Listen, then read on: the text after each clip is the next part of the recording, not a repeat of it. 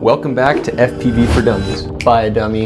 In this series, I teach you how I went from a pile of unpaired electronics to flying in the simplest way possible. This is part 3 where we learn how to set up the radio controller. I'm going to show you how to make a profile for your drone and implement a safety feature so you know when your drone is armed.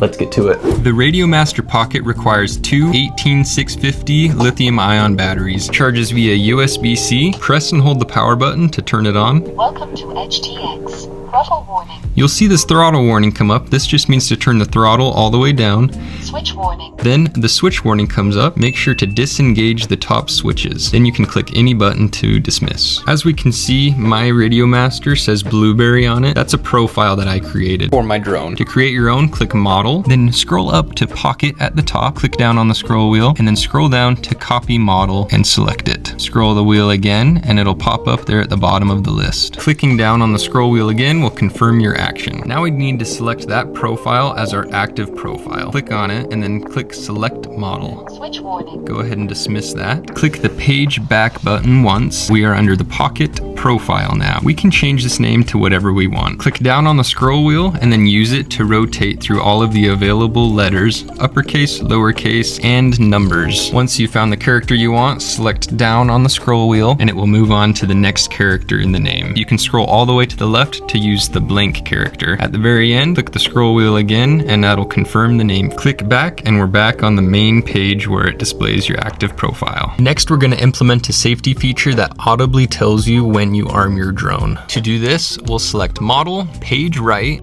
until you're at page 10. We'll select the first line. We want to assign this to the top left trigger button. When you press down on it, you can see it assigns SA with a down arrow. Select the scroll button to confirm that. And in this next section, we'll scroll until we get to Play Track. Select that using the scroll wheel. In the section after that, we want to pick the track that says Armed and click down on the scroll wheel to assign it. Click the scroll wheel again to skip this last section. Click the back button and here we can test it.